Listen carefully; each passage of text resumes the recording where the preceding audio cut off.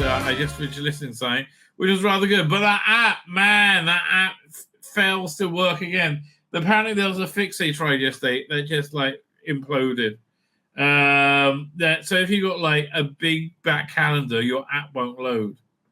Right? Oh, look at that. Work continues. We'll go back to that app. Work continues to resolve the large app library syncing issue.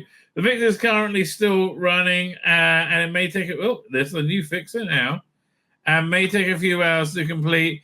Thank you for your patience. Let's read more about this, because this is like just been annoying the hell out of me. That was yesterday, right? When they say they're going to update 29th. The fix is currently still running and may take a few hours to complete. Well, how long ago was this? Give me a hint. Since the 15th, we estimate it'll be down for 10 minutes in UK time. Shall we just try it? I don't know. Hang on. Let's go do the X. Look at Big Finish. Big Fin. There you go. Doink.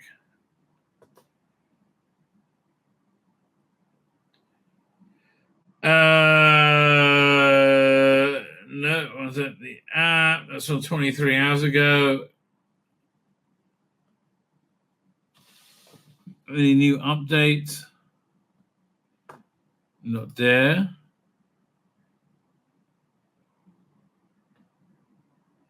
I don't know. I'll give it a go. Let's see what happens, right? I want to say, before I do that here, I got to set my phone so it doesn't like auto shut down after a minute or so. It's the thing. Remembering where to find everything, that's a nightmare. On TVs, it's even worse, right? It is worse. Display and brightness, I think it's that one. Auto lock, never. All right, let's give this a go, baby. Lock and low, baby. Lock and low. We're testing out the Big Finish app to see if it will show you. I have some releases with them now. I have all of them. Let's have a look. We'll let that go and see how it gets on. Right. In the meantime, where are we up to? The 15th. There's no new news. Right, there is no new news. What's new? But this website, I like this website so much better. I mean, not for that, because it works, right? Because it works. Where's the... Oh, here we go. Doink. So, Big Finish have been doing well, because I just finished listening to this, and this was excellent. Really, this is what they're doing that's working well right now. Because, I don't know, their atheist doctor stuff I'm really over. It's very little really appeals to me at all. The last thing they did I thought was any good was 40, which was the 40th anniversary of the Fifth Doctor. But generally speaking, I don't know. I think the whole output is very weak right now for the 4th, 5th, and 6th and 7th and 8th Doctors, right? Very weak. In fact, everything they do with the 8th Doctor is shit. It's unbelievable. Right, it's like everything they got going on. They just announced a new box set with she's excruciating. Hang on, who is it? We'll get to the second news. Where is it? Yeah. What's the name of this woman?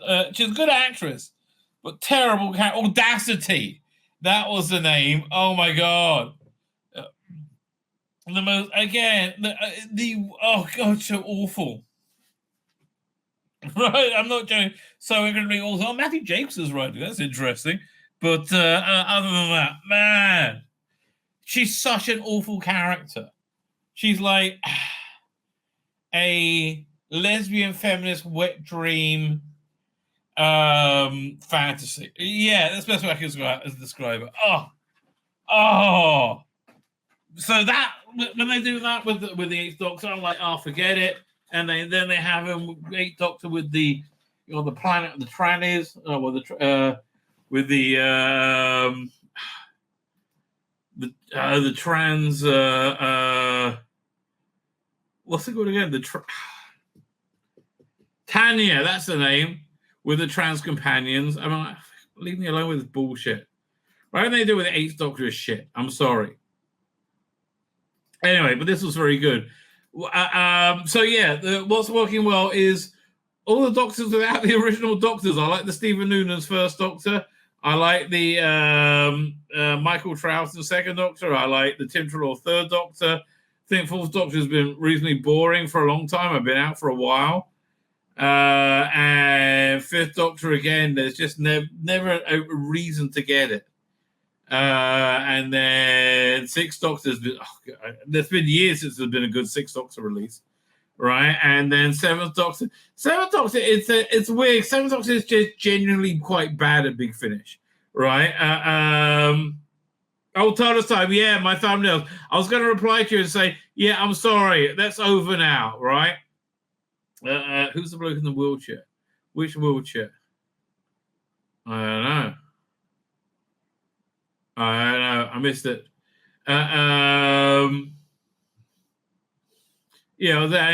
Seventh Doctor has just, generally speaking, never been that great on Big Finish, frankly. Right, his best stuff was always on TV in the 80s by a long chalk. Actually, now I think about it, not true with Colin Baker, but those days are long gone. So Seventh Doctor, Eighth Doctor, Ninth Doctor, yeah, Dallas Ditchwater. 10th Doctor, I can't listen to David Tennant anymore. And Jake Dunn doing the 11th and 12th Doctor. No, thank you very much. See, I got the Benny War Doctor sets.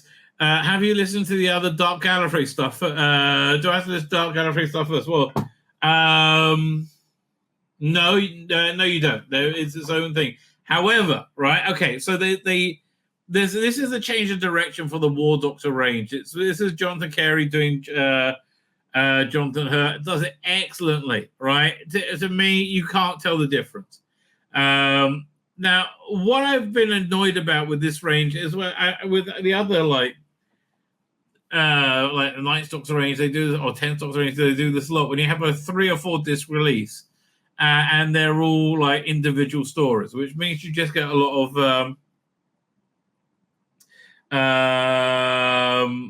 when you get a lot of inconsequential stories, kind of throwaway stories, right? And I always felt when they did concentrated and did one larger story, it was normally work better, right? I think the first Ninth Doctor story box set did that with the Ravagers, written by Nick Briggs. It was much better. So that's the direction they're going with this. They're like these mini seasons, right? So they're much bigger, they're much more epic, right?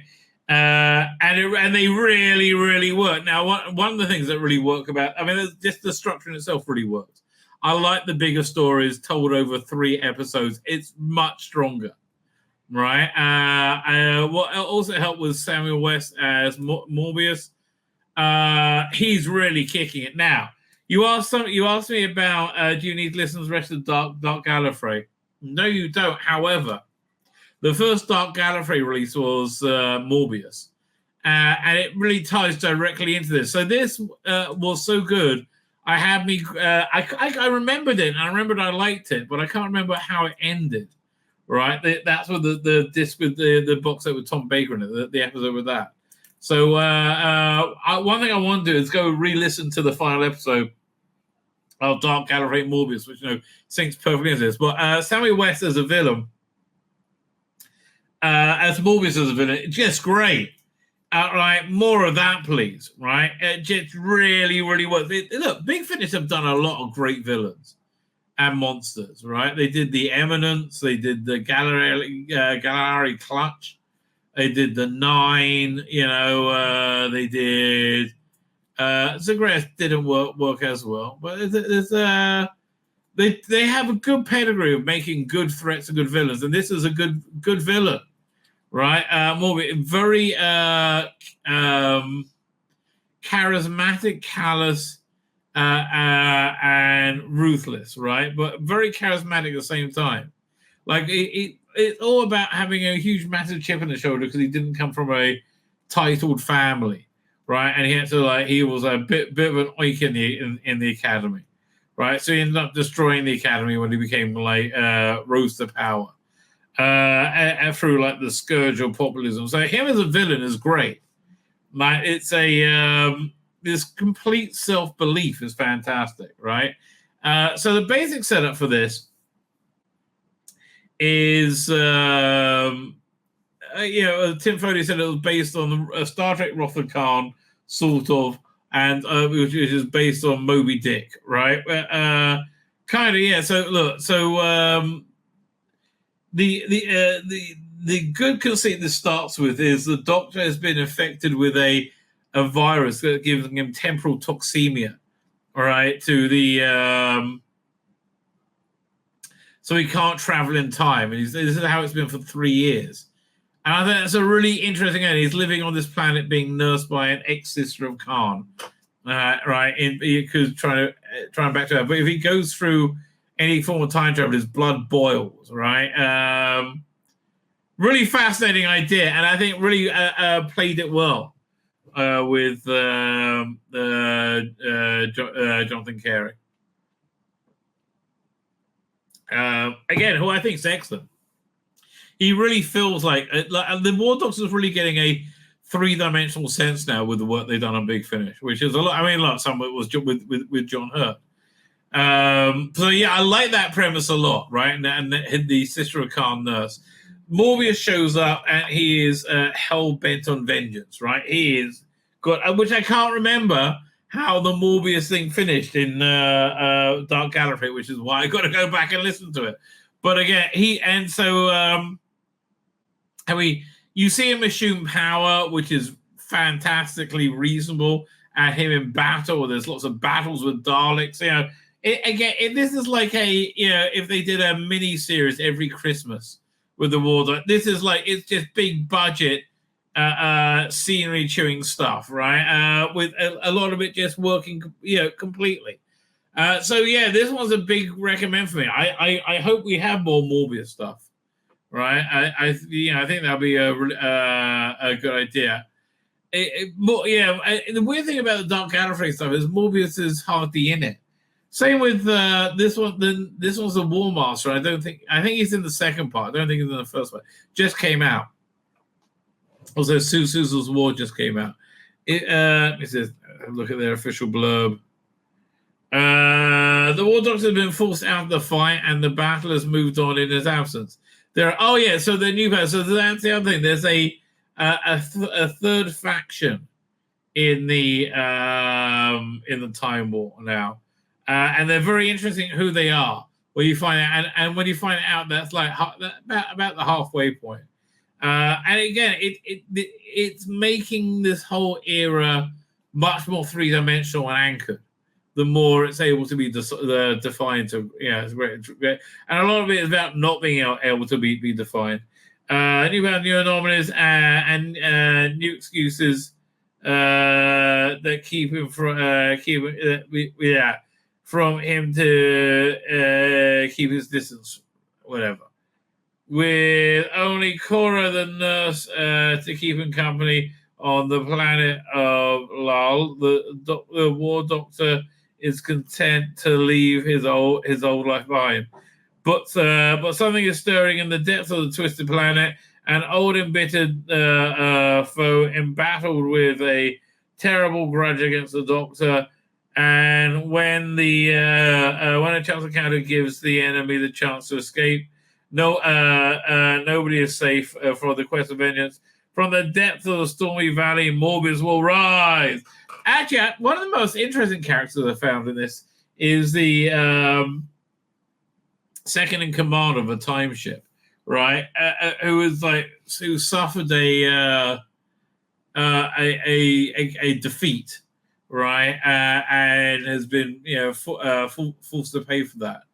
and he feels it wasn't really his fault, but it doesn't matter. But if this was TV, he will so be played by Michael Schur, right? He's got that total vibe, right? But yeah, this one definitely a recommend. I like what they're doing with this range. It's when's the next one?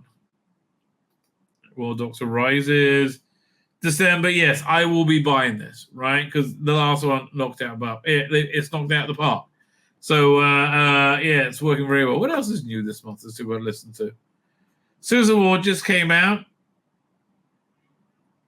and Dark Out of 2. I got to listen to that. First one was pretty good. They got the Doctor. What's coming out next month? Let's have a look. Yes, I'm out. All of the Sullivan Cross ones. I don't think I can get the stuff at Legend. Frankly, it's $17? How many CDs is it? It's 2 discs. It needs to come with a documentary about doing it live. The Fifth Doctor is not really grabbing me. The Great Beyond. I need something that shows it to be unique. Space 1999, man, is that a franchise they blew up with wokeness, which is sad because they tried their best to bring it back again. But no, so this is apparently to be season 3 of Space 1999. Who's reading it? Remember doing Swallow? Well, they don't know who's reading it. I can get what's his name to read it. Mark Barnes will read it. Or use AI, I guess. Fine. Yes, it's sad. And I know I'm kind of wary about this new Bernie Summerfield. Even it'll be the first Bernie stuff I haven't bought. But I'm a bit wary. But Vamp PD, not really. The last Joe Jones one they did was so woke, so awful. No more Time War. No, this is a fallow month for me. Right? Used to be unheard of. Right? Unheard of. My name's Tzvi Lebetkin, the Rabbi from another planet. Please like, share, and subscribe, and ring that little bell. Ring the little bell so you're notified when new videos drop.